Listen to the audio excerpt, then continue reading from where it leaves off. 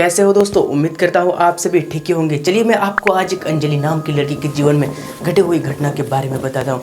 दरअसल अंजलि के दादा दादी उसे बचपन में बहुत सारी कहानियाँ सुनाया करती थी। तभी अंजलि को एक दिन बहुत ही ज़्यादा डर लगने लगा और उसके अंदर जिज्ञासा पैदा हो गया कि आखिर उस गुफा के अंदर क्या है। दरअसल उसके दादा दादी एक पहाड़ पर एक गुफा के अंदर एक छोटा सा मंदिर था, उसके बारे में उसे बताते हैं। तभी अंजलि जानना चाहती थी कि आखिर उस गुफा के अंदर जो मंदिर है उसके अंदर ऐसा क्या है। तो उस चीज़ को वो देखने के लिए अंजलि अपने घर से निकल पड़ती है। दरअसल दोस्तों उस गुफा के अंदर एक ऐसा मंदिर था जिस मंदिर के अंदर एक ऐसा दर्पण था जो आपके अतीत को दिखा सकता है। तभी अंजलि उस गुफा के अंदर जाने की ठान लेती है और अंजलि उस गुफा के अंदर जाने लगती है। तभी मेरे दोस्त अंजलि जैसे ही जाती थी उसके अंदर इतनी ज़्यादा डर भरी हुई थी कि उसे बहुत ज़्यादा डर लग रहा था। अंजलि जैसे ही गुफा के अंदर जाने लगी तभी गाँव के लोगों का कहना था कि उस गुफा के अंदर बहुत सारे आत्माओं का वास है। अब अंजलि यह सब सुन के बहुत ज़्यादा डरने लगी, लेकिन बेचारी अपनी जिज्ञासा को शांत नहीं कर पा रही थी और वो गुफा के अंदर जाने लगी।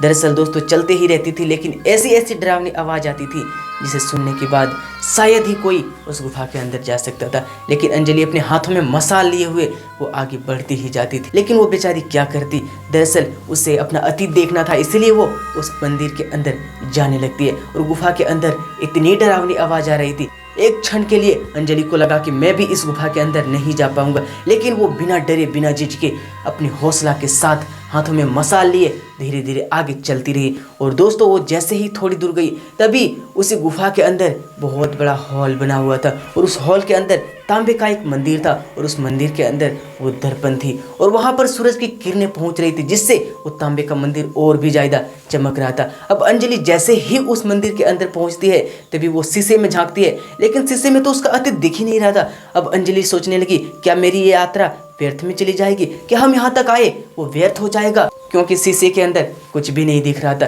तभी थोड़ी ही देर में शीशे के अंदर हलचल होने लगी और उसमें बहुत ही ज़्यादा भयानक दृश्य दिखने लगा। अब अंजलि को वह सब देख करके बहुत ज़्यादा डर लगने लग रहा था मेरे दोस्त। दरअसल उस शीशे में अंजलि के अतीत नहीं बल्कि भविष्य दिख रहा था। उस शीशे में दिख रहा था कि आने वाले दिनों में बहुत ही ज़्यादा भयानक बाढ़ें आएंगी, आने वाले दिनों में ऐसी खौफनाक घटनाएं घटेंगी जो मानव जाति को विनाश की ओर लेके चली जाएगी।